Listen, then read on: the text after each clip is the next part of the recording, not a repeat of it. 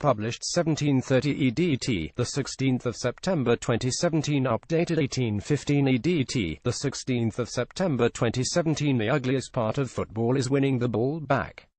Those are the tough miles to run. When you have the ball, I always felt they were the easy miles. But the work you have to do without the ball, to get it back, can be dispiriting, tiresome and hard. No one really likes it, but the best teams do it to great effect. And Antonio can test Chelsea do it really well. Here is a team who play with a back three and who are really well drilled. You can tell they know where to stand and which positions to take up with or without the ball. On Sunday they take on an Arsenal side who also play a back three. But in contrast, Arsenal look like a team who happened upon the back three as a formation which got them through a few results. Even on Thursday night against Cologne, they switched to a back four and looked more comfortable. Arsenal look great when they have the ball but can be utterly woeful without it. I'm honestly not sure how much Arsene Wenger would have worked on the system. When they play it, it looks like something they fell upon rather than something that had been long in the planning.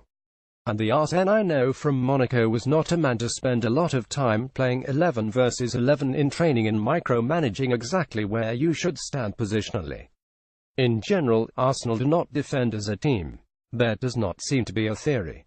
When they have the ball they are great, without ball they are not. It does not look as though there is anything systematic about the way they close down and press.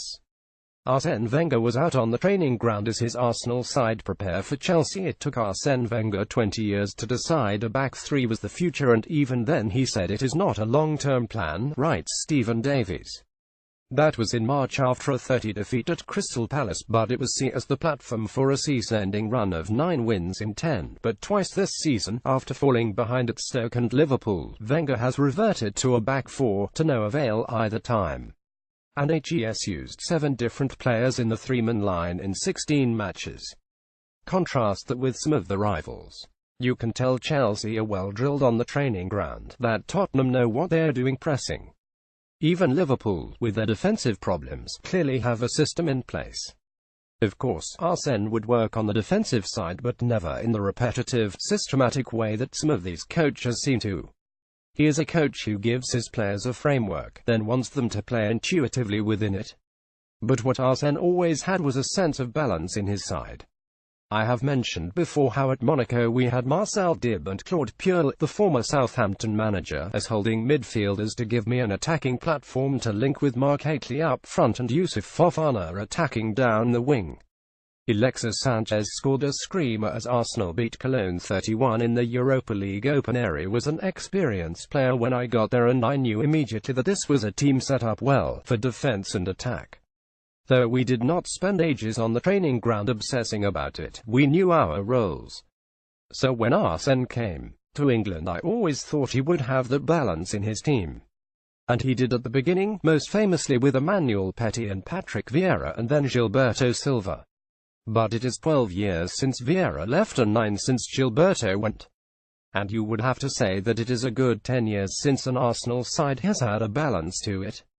They always have that Arsene tendency to attack with flair, but they have lost what was once also a trademark of his game, defensive balance. Chelsea's back three provide that crucial balance because Conte looks like he has worked long and hard at where they go with the ball and what positions to take up without the ball. Chelsea have won the previous 5 home Premier League encounters against Arsenal, so you fear for Arsene and his team at Stamford Bridge. Arsenal have not won there since 2011. They have only scored 2 goals there since that time. The game comes at the wrong time after the 10 defeat at Stoke and the 40 defeat at Liverpool. They have beaten Bournemouth and Cologne since then, but everyone knows this is the real test. And you fear for the club. The division among the supporters last season became so bad that it seemed to affect everything. The FA Cup win and the new contract for Arsene put a sticking plaster over the open wounds. But the scars run deep, and, like any relationship in its final days, whenever something goes wrong, you end up arguing about the same things. Wenger is set to recall his first-team regulars against Chelsea on Sunday afternoon, so it is with Arsenal. It only takes one defeat for people to start picking at the scabs and opening up the old wounds. It is sad for Arsene. He does not deserve that. But there is hope. When they beat Chelsea 3-1 in the FA Cup final, it was the best performance of the season.